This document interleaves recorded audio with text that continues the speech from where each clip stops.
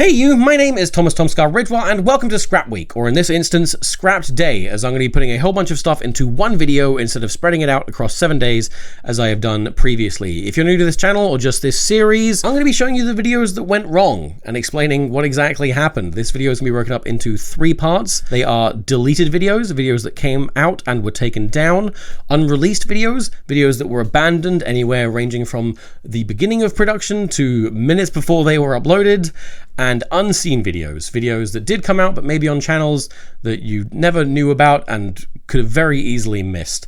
And by the time this video is done, this series will be done. There will be no stone left unturned. Every video that I ever started to make and abandoned will have been revealed. And there's, I think, 22 other videos in this series that you can go back and watch. It's going to be a long one. Maybe you'll find it interesting, but let's jump into it. Now, the heaviest and most controversial part of this video, and likely this entire series, is going to be the following deleted videos. These are videos that were not only finished, but available in the public eye and having an impact on an audience before they were taken down and scrapped for good. And in this section, I'm going to have to address, unfortunately, some pretty overt homophobia and racism on my part.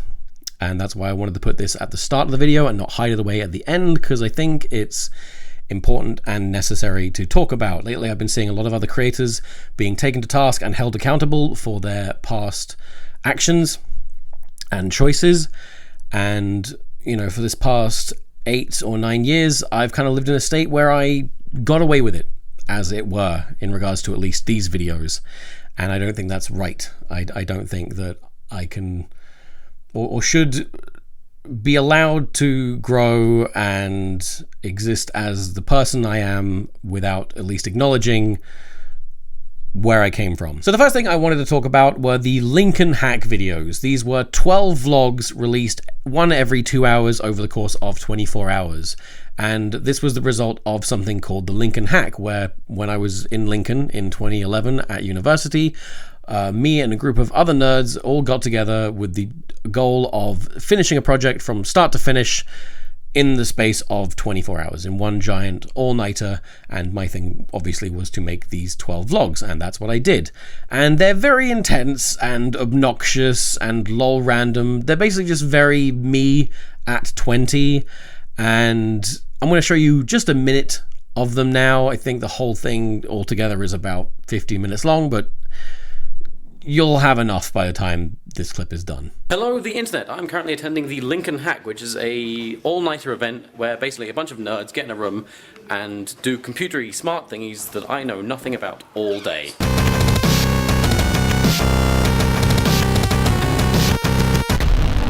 So it's a yelling contest you want, Mr. Projector? Well, 2 can play at that game.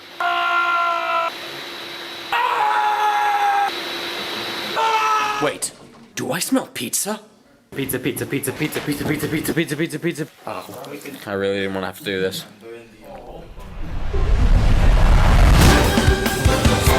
Done. Gentlemen, I want to find Red Bull. What was that? Get out of my head! Guys, my pupils dilated. Answer yes.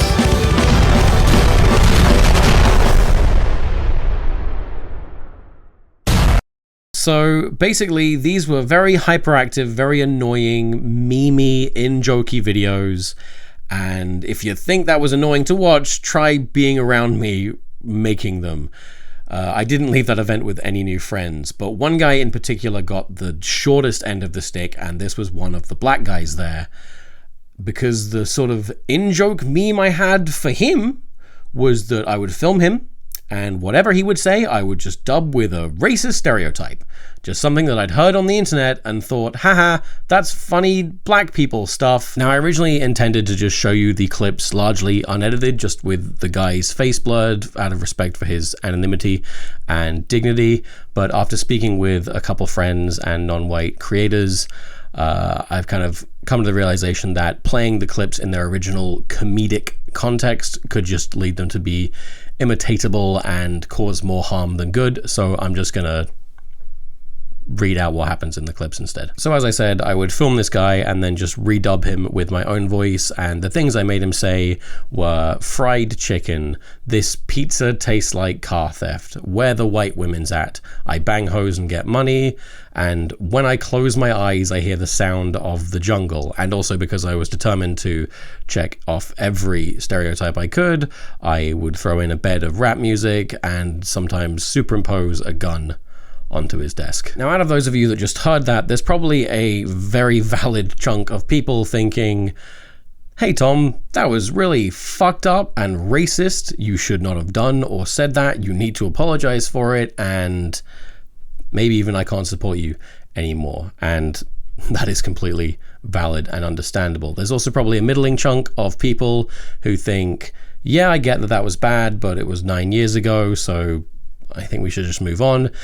And then there is probably an alarmingly large chunk of people who, like me at the time, are just thinking, I don't get it, it's just memes, it's just banter, why are we even bringing this up?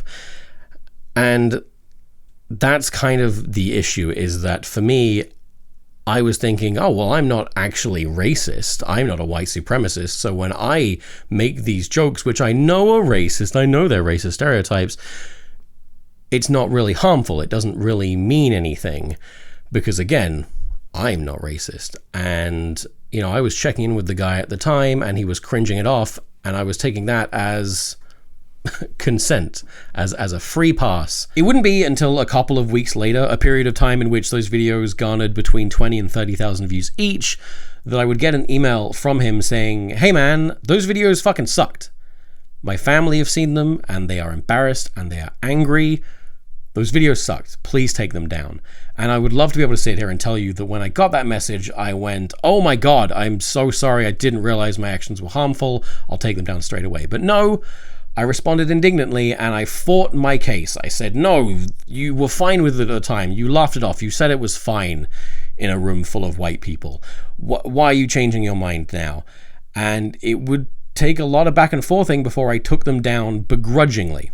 And we parted ways not on good terms. It wouldn't again be until a couple years later I started to reflect on myself and I looked back at those videos and went, oh, fuck. That was just racist. Those weren't just memes. That was shit that this guy had to deal with all the time. And for that, I am truly sorry to him and to the people that saw those videos and walked away thinking that was fine. Because I definitely didn't get criticism at the time, not from my friends, not from my commenters, it was all just memes, and I hate that I had a hand in normalizing that kind of shit, in making more people feel like I felt, which is that those were just jokes, and they didn't mean anything other than just banter. I can't undo that, I can just continue to not do it, and endeavor to make content that is the opposite of that. Now let's talk about homophobia. Jumping to the end of 2011, I am now 21 years old, I've just moved to London, and I've started a secret channel called Tac Maps, which is Spam Cat backwards, and it's away from the eyes of my rapidly growing, at this time, audience, and it is a place to shitpost, to post memes and in-jokes, and I've shared the login with my friends, and we can just post whatever we want there. One of the most notable things to come out of that channel, a video called Look at Jack Howard. Look at Jack Howard. Swag. Look at Jack Howard. Swag. Look at Jack Howard. Swag. Swag. Swag. Now, while pretty much everything and everyone else that went onto that channel was completely harmless, the very first video I posted, the one to set the tone as it were, was a rap diss track against another shitposting channel founded by a different group of friends. And the issue with this video, other than being me rapping, is that I was overtly homophobic in the video, as far as to use the F slur right at the start. Fuck! Wax, more like a channeler! You step to me, bitch, you're going home in the bag! Don't think I don't know the truth behind your gay little club! And I think the fucked up thing about it is not just the surface level obvious elements of, yes, it is bad to make homophobic jokes and it's awful to use that slur, but that I knew it was wrong at the time and I still did it. Because this is not the kind of stuff that I would have ever put on my main channel or my secondary channel, because I knew it was wrong, but I was comfortable putting it on a secret channel where only my friends would see it. And I think that's indicative of a bigger problem within me, with my attitudes and ignorance at the time. I find it very disappointing, and I look back on it often. And that's not even thinking about the element that people could have seen that video. Some no doubt did, and there were probably people, fans, that looked up to me, that viewed me as a role model, that watched me say and do those things and thought, well, if he's doing it, then it's okay, and they went out and took that into the world with them. And then, of course, there's also people that heard those words and felt them, and it hurt them. So there's just that immediate hurt caused by that, and then there's the slow burn hurt by people taking that energy, that negativity, those attitudes out there into the world and spreading that. And that's, I think, really the sad damage that kind of thing can do, not just internally within your own friend group. And yeah, for that, again, I am sorry, and I don't have much more to say other than that that's not who I am now. That's not the kind of stuff I would make now. Yeah. So yeah, that is that on that. And once again, I'm sure that you, the people watching this, are split across a number of groups, ranging from that's completely fucked up to I don't even get why you're talking about this. But I feel like it's important to get it out there so that you as a whole can make an informed decision on whether or not you accept my growth as a creator, and you accept my apology. And when I say I am sorry for that kind of content, for those attitudes, and for the hurt that I have caused and put out there into the world, and that I will try and continue trying to be the opposite of that, to make content that is socially responsible and encourages love and acceptance and togetherness. And yeah, I'm sorry. And if you'll have me, I'll get on with the rest of this video. So, unreleased videos that never came out for some reason. You have never seen these, you've likely never even heard of them, and there's a fair few of them, so let's get into it. Firstly, we have the only video on this list to have been scrapped in the past 6 years, which either means I'm getting much better at picking and finishing my projects, or my standards have slipped significantly. I think it's more likely this one. This is a content called Merry CHRISTMESS. It's a pun, you'll understand in a second, and the basic idea was it was a VR 180 video supposed to come out at the same time as Meanwhile 4D, where you'd be looking through your phone or wearing a headset and you could look around the space. The way it worked is I have my arms behind my back, and Eddie and Elliot are being my arms, and we complete some weird tasks. However, immediately upon starting the filming, my energy goes out of it, I'm not having fun, and on top of that, when we get the edit back, it's just like, this is too long to watch with a headset on. People are going to get motion sickness, they're not going to have a good time, and it just never came out. I think we still are going to film another VR video, but I have no idea when that's going to be on account of the lockdown that's currently going on. That will date this video. I hope it will date this video. I obviously can't post the entire video here, but there'll be a link to it in the description. So if you really want to watch it, God help you. I don't consent. Come on now. So the next two videos were never even started, but they have lived intrusively in my mind ever since, and I just want to get them out. Do you remember back in 2014 when Justin Bieber went to the Anne Frank house and wrote in the guest book, I reckon she would have been a belieber? I remember that. I remember it so well that for some reason I decided to make a parody video about it. I hate making parody videos. I'm not good at it. Why did I do that? Because I had a good pun. It was just in time.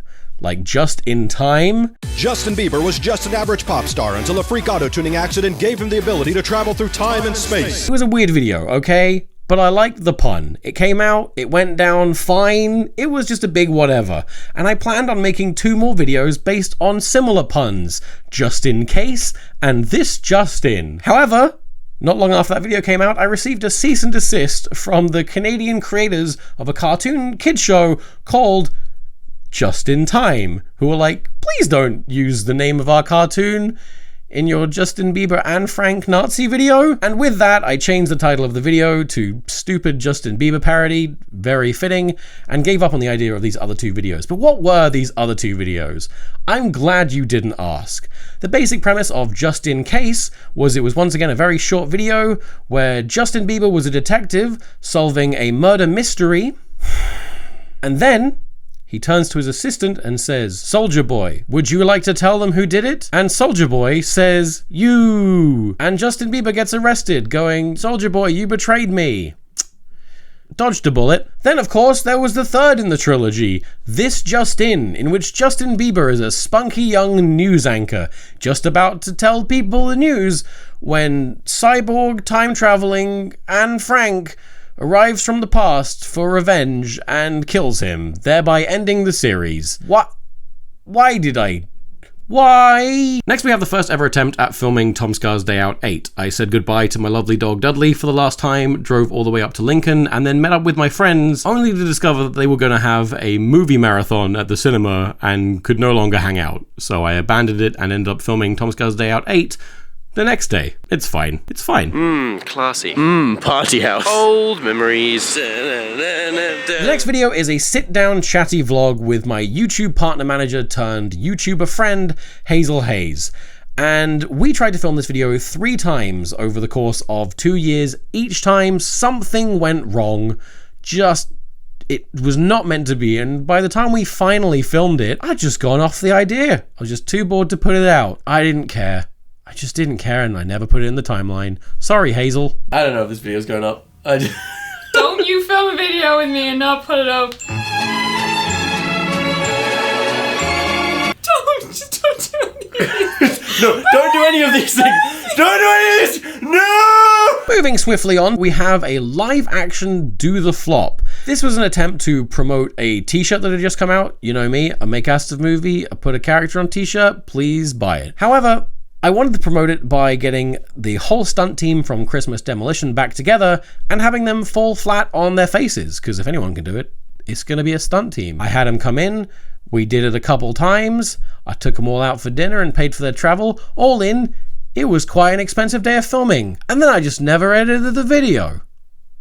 I don't know why, I just didn't do it. Everybody do the flop! Guys?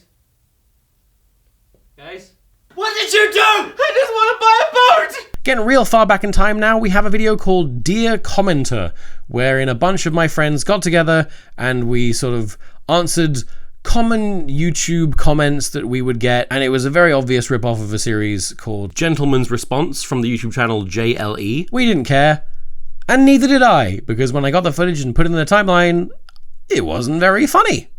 I thought we could improv it on the day, we could not. Oh well. Whoa, I'm overweight? Oh, thank you for pointing it out, because I didn't know, and now I'm going to turn my life around. Thank you. So now we are an entire decade into the past, and we have my first ever attempt at a short film script. And because I'm a young, straight white male writer, you know it's gotta be zombies. This is a short film called Day 68, based on a short story that I wrote with my girlfriend at the time. And the basic premise is, it's been 68 days since the zombie apocalypse, and you've got a group of survivors riding along on a train to get from one end of the country to the other safely. And it was fine, although it was much better as a narrative story than a script. However, I got my friend Chris and I to voice the characters, and I had my friend Chloe draw together a little animatic. However, about 30 seconds in, I realized, I don't want to do this. I'm not feeling it. And it got put on ice.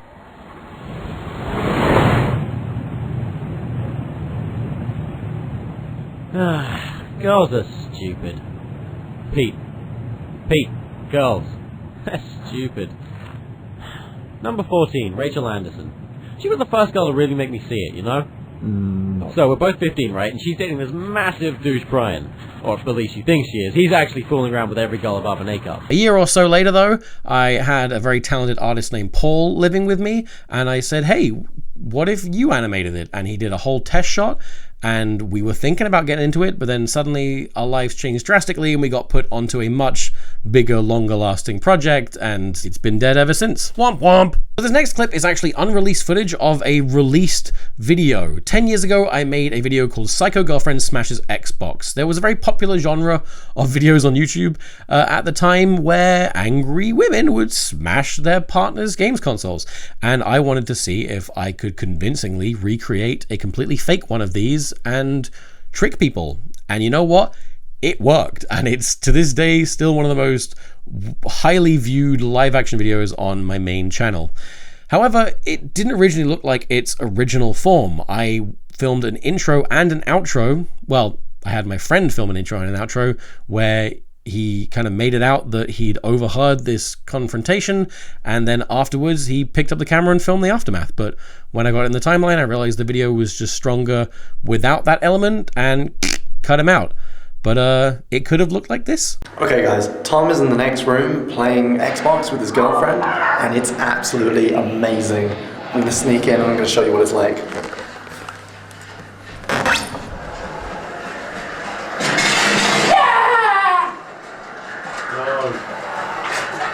Yes, Tom.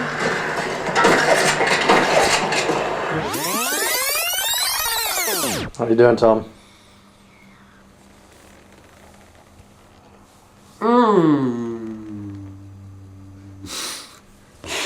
Yeah. No. Oh god. What just happened? Alright, now on to the final part of this video, which is the unseen videos. Videos that I made and that came out, but you probably never saw because they didn't come out on TomSka or Dark Squidge. These are kind of weird. So first of all, we have the BBC One Show sketches. Back at the end of 2011, I was approached by the BBC One Show to do a segment with them where they basically asked me how much money I made on YouTube. It was one of those, whoa, look at this crazy shit segments that were very common at the time and the next few years. But hey, any press is good press, I guess. They basically asked me if I could make them some YouTube skits for the show. And I said, okay, what would you like? Give me some guidance. And they said, no, do whatever you want. And I said, that is a bad idea. Someone will get fired if you give me full creative control. However, they gave me full creative control. So after filming a very cringy interview in my home in which they asked me far too many times how much money I made and then proceeded to dox me by filming the front of my house without my consent, I went into their studio to film a couple of sketches. And I wanted to get in and out as fast as possible, so I filmed the sketches in a way where it was largely just B-roll of the studio, and then I would have my artist friends at the time, Zach Hadel and Haley Westnova, animate and illustrate respectively over these backgrounds, and then I would provide voices, and it would just be very silly. Hey, how's it going? It's going pretty good. I'm glad to hear that. How you doing, Lucy? Well, actually, I don't care. Hey, can I be on TV too? No. Wait. I got a camera. I can't wait to eat my lunch. Who put those clouds up there? I'm spinning in a chair. Are we alone in the universe? Talk about recycling. Thank you. I'll spend all of my wages on hats.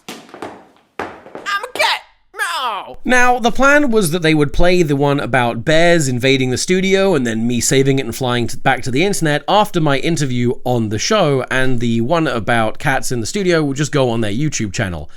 However, on the day, they actually played the cats one, and it was very uncomfortable, and the guest on the show at the time, Twiggy, the world's first supermodel, did not like it. So that's an accolade I have. Disliked by the world's first supermodel. Oh no, bears! They're everywhere!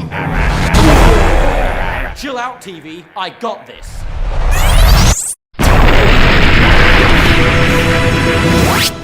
Tom, you have saved television. Would you like a job? No. Back to the internet. Hey, so you remember the whole Psycho Girlfriend Smashes Xbox experiment? Well, it was a success, and it actually wound up on a lot of different news platforms, including a cable network station in America called True TV, who wanted to not only play the clip, but also interview me about it and how crazy my girlfriend was. I told them immediately that it was fake, because the joke had gone on long enough. And they said, we don't care.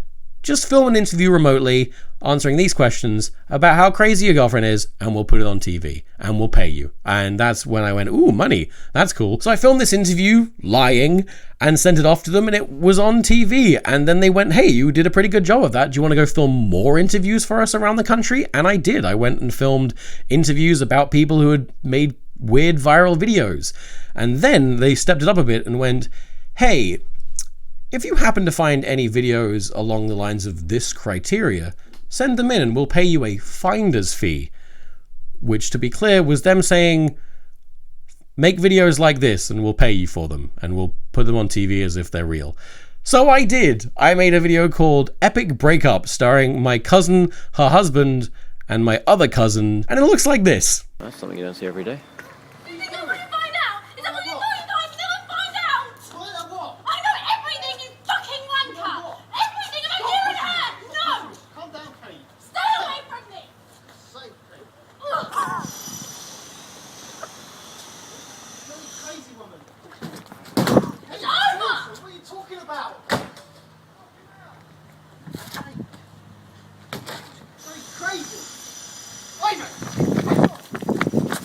Alright, let's end this video, and in fact this entire series, on a wonderfully strange note. The very first video I ever uploaded to YouTube was in early April 2007. The second video I uploaded, however, was just a couple weeks later, and you've likely never seen it because it was on a school project account. And it was just that, a school project. I was tasked with doing a little video report on the recently released PlayStation 3, of which I hadn't played and didn't really care about. I wasn't much of a gamer, but boy howdy, did I still make something. That's what I'm going to leave you with in just a moment, and I want to thank you for watching this series and coming along on this journey. Thank you very much for watching, and I will see you around. TomSka out. On March 23rd, 2007, Europe saw the release of Sony's PlayStation 3. But with an almost 7-year gap since the release of the PlayStation 2, can Sony really compete with Nintendo and their hugely successful Wii? Or Microsoft and their Xbox 360? I took a look at the PlayStation 3 to see what it's really made of.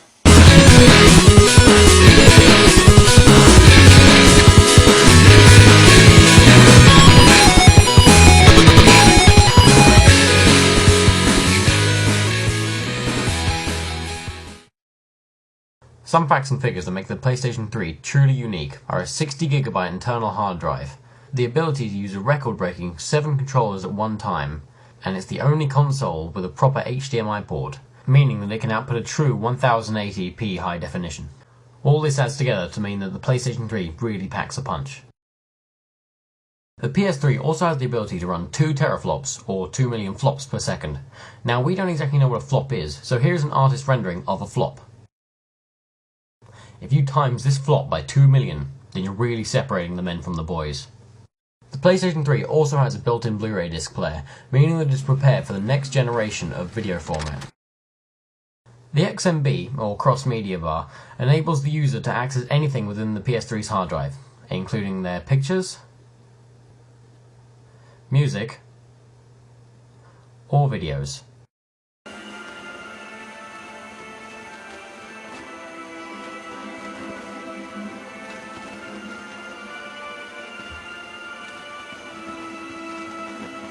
And if you're just not in the mood for video games, why not leave your PlayStation 3 running and help cure cancer, or Alzheimer's?